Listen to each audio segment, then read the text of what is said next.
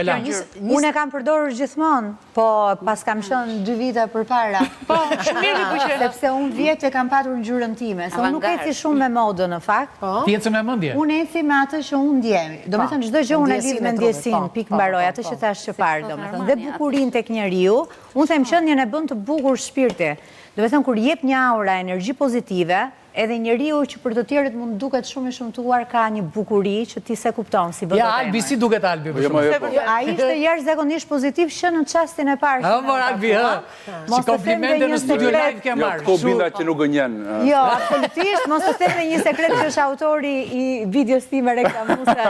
Do isha këtu, por rinim bashkë edhe ka shumë ka kënaqësi njeriu kur takon njerëz. Jo, vetëm se njerëzit nuk duhen parë vetëm në dhjetor. Ky është mesazhi që duken pozitiv apo negativ.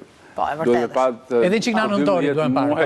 Jam shumë dakord. Me pas, sepse... Jo, në fakt, më mirë është t'i shkosh në vest të verës, se aty janë edhe lakuriq. Jo, po më kujtua këtë pjesë e kësaj, për shumë që zjesh me kolegët... Ja ta ngacmoj Qikrezin, se e kam fiksim ngacmimin me ditin në studio.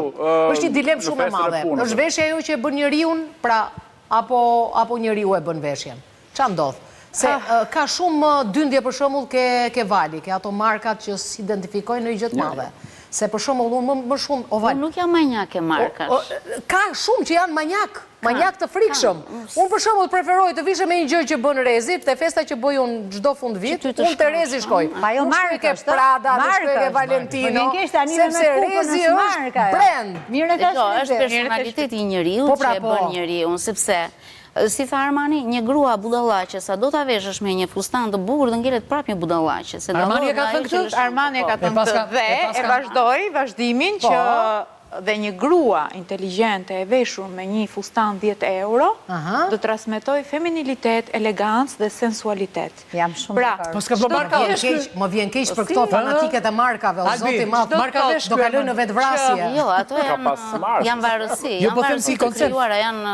Jo, shiko çfarë ndodh. Ndodh kjo gjë që sigurisht që një markë apo një firmë është shumë e rëndësishme në një moment caktuar, por duhet mbajtur dhe si duhet mbajtur.